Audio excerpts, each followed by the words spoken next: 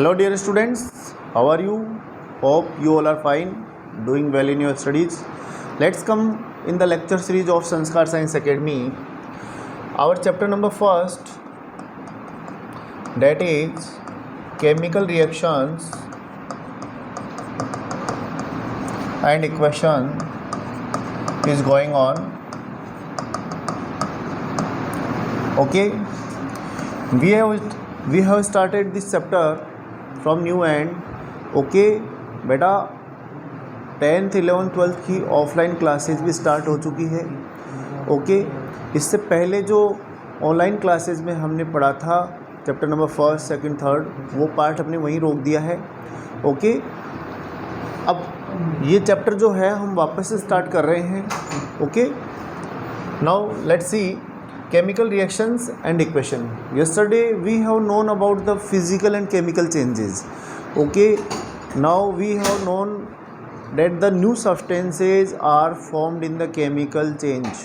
Okay, now let's see, we will see chemical reactions. Okay, what do you mean by chemical reaction? इसका मतलब chemical reaction क्या होती है, chemical reaction से आप क्या समझते हैं. Okay now see the definition of chemical reaction. A chemical reaction is a process in which one or more substances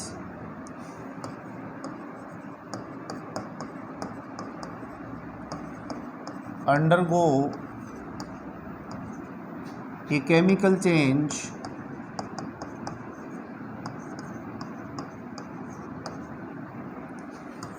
to produce one or more new substances.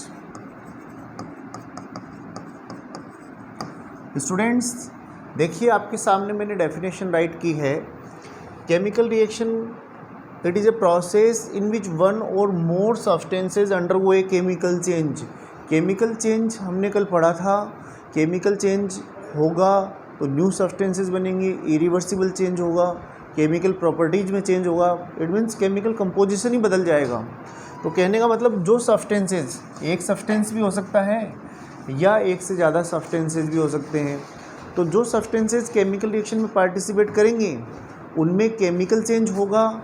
It means उनसे जो new substances है उनका formation होगा.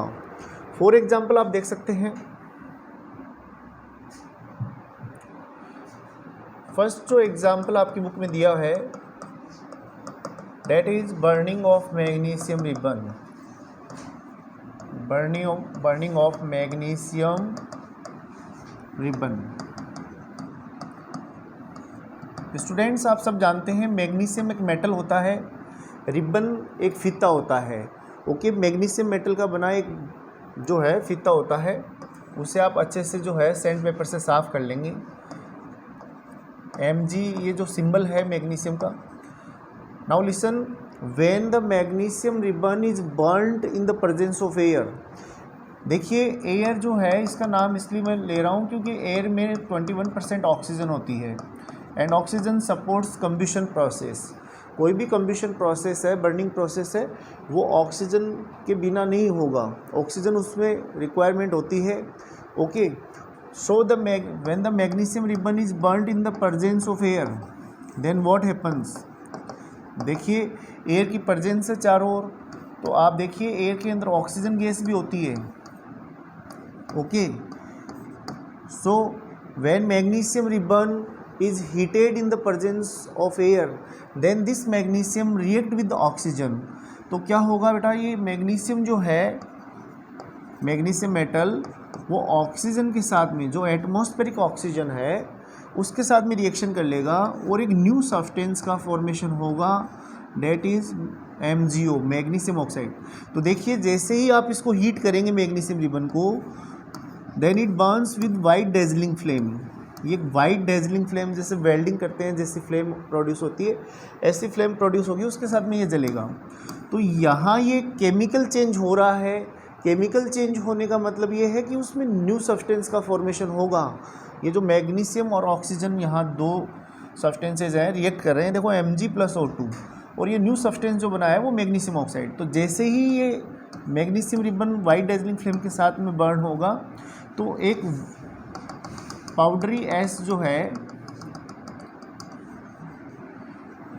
एश means राख type में, जो जैसे कोयला जलता है तो राख बन जाती है, ऐसे ही एश टाइप में जो है सब्सटेंस का फॉर्मेशन होगा जैसे ही ये कंप्लीट बर्न हो जाएगा। ओके, ये जो पाउडरी एश है ये है मैग्नीशियम ऑक्साइड। और देखिए सबसे इम्पोर्टेंट बात, जब ये मैग्नीशियम रिबन बर्न होता है तो इसके साथ में ही हीट एंड लाइट भी प्रोड्यूस होते हैं। तो आप यहाँ ऐसे भी लिखेंगे हीट एंड लाइट। अब देखिए हम पढ़ क्या रहे हैं, केमिकल रिएक्शन। केमिकल रिएक्शन एक ऐसा प्रोसेस है जिसमें कोई भी सब्सटेंस पार्टिसिपेट करते हैं, एक या एक से ज़्यादा, और उनमें केमिकल चेंज होता है। तो यहाँ देखिए दो सब्सटेंसेज हैं, मैग्नीशियम एंड ऑक्सीजन। ऑक्सीजन जो एयर में प्रेजेंट है, मैं ऐसे बोल रहा हूँ, ध्यान देना, when magnesium ribbon is burned in the presence of air. अब एयर की प्रेजेंस चारों ओर है, ध्यान देना, तो एयर में ऑक्सीजन होगा तो ये ऑक्सीजन के साथ में रिएक्शन करेगा। तो देखिए यहाँ ये दोनों जो सब्सटेंसेज हैं ये रिएक्ट करके एक न्यू सब्सटेंस का फॉर्मेशन करते हैं, magnesium oxide. Magnesium oxide, okay. तो यहाँ ये मैग्नीशियम ऑक्साइड न्यू सब्सटेंस बना है, इट मीन्स ये केमिकल प्रोसेस है या केमिकल रिएक्शन है। और देखिए साथ में ही हीट एंड लाइट का प्रोडक्शन भी होता है, ओके। तो केमिकल रिएक्शन की डेफिनेशन आप कैसे देंगे, ए process in which one or more substances undergo a chemical change to produce one or more new substances, then it is called, the such process is called chemical reaction, okay. Now let's see the next example. Example second, okay.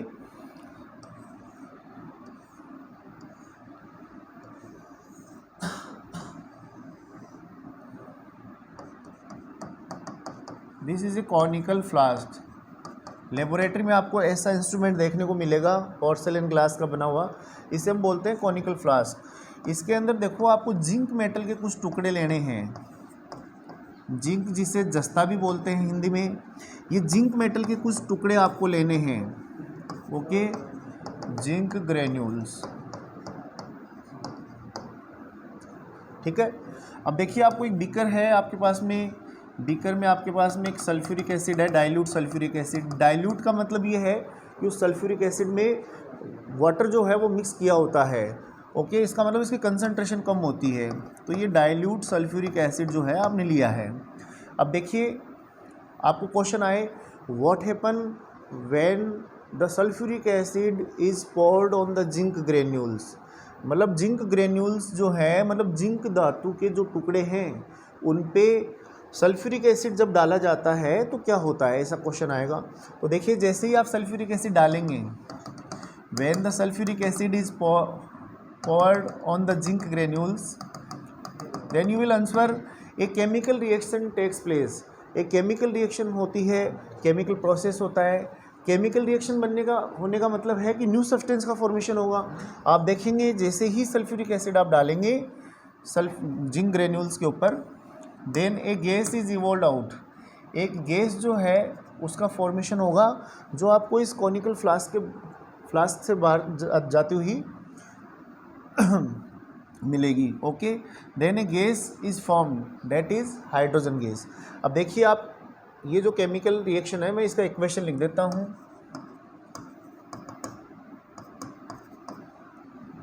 Zinc granules के लिए लिखेंगे zinc. देखिए आपने reaction करवाई है sulphuric acid से। So what happen when sulphuric acid is poured on the zinc granules, then this zinc displace this hydrogen from sulphuric acid. ये जो सल्फ्यूरिक एसिड से हाइड्रोजन है इसको ये जिंक मेटल जो है वो डिस्प्लेस कर देगा, क्योंकि ये जिंक ज़्यादा रिएक्टिव है हाइड्रोजन से। तो देखिए क्या बनेगा, जिंक सल्फेट साल्ट बनेगा।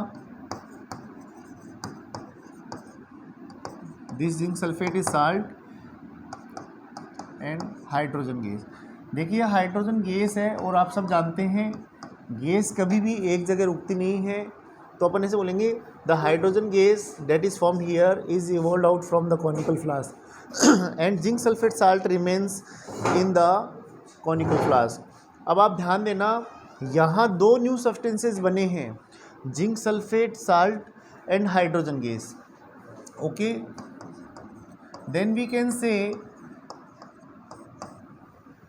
This is a chemical reaction. Chemical reaction का मतलब ये होता है कि उसमें न्यू सब्सटेंसेस का फॉर्मेशन होता है। ओके, अब तो स्टूडेंट्स आप देखिए ये दो एग्जाम्पल मैंने आपको बताए हैं, burning of magnesium ribbon and second the reaction of sulphuric acid with zinc metal. Okay, then the substances which take participate in a chemical reaction are called reactants. मतलब जो सब्सटेंसेज केमिकल रिएक्शन में participate करते हैं उनको हम reactants बोलते हैं। तो यहाँ देखिए मैग्नीशियम और ऑक्सीजन ये दो सब्सटेंसेज हैं, ये रिएक्टेंट्स हैं। Okay, and new substance form during a chemical reaction okay is called product. मतलब जो न्यू सब्सटेंसेज बनते हैं उन्हें हम प्रोडक्ट बोलते हैं। ओके, तो यहाँ ये दो रिएक्टेंट हैं और एक ये प्रोडक्ट इस रिएक्शन में बना है, और ये हीट एंड लाइट ये एनर्जी है, इन्हें हम जो है प्रोडक्ट में काउंट नहीं करेंगे। ऐसे ही देखिए यहाँ देखिए ये जो केमिकल रिएक्शन है इसमें जिंक और सल्फ्यूरिक एसिड ये दो रिएक्टेंट्स हैं। याद रखिए रिएक्टेंट्स वो सब्सटेंसेज होते हैं जो केमिकल रिएक्शन में पार्टिसिपेट करते हैं। तो ये यहाँ ये दो सब्सटेंसेज है, zinc and sulphuric acid, these are the reactants, and zinc sulfate salt and hydrogen gas, these substances are products. The new substances which are formed during a chemical reaction are called products. Okay, so reactants and products क्या होते हैं वो हमने अभी समझा है। आप हमेशा ध्यान रखिए ये जो केमिकल इक्वेशन लिखते हैं तो ये एरो के साइन के लेफ्ट हैंड साइड में जो सब्सटेंसेज होते हैं वो रिएक्टेंट्स होते हैं और राइट हैंड साइड में प्रोडक्ट्स होते हैं। Okay students, now the lecture is finished. Okay बेटा, आपकी ऑफलाइन क्लासेज भी स्टार्ट हो गई है, तो बेटा पढ़ो। आप क्यों नहीं पढ़ रहे हो? आप स्कूल आए और ऑफलाइन क्लासेज भी लीजिए और ऑनलाइन क्लासेज में भी आपको वही मैटर मिलेगा। Okay students, now the lecture is finished. Thank you.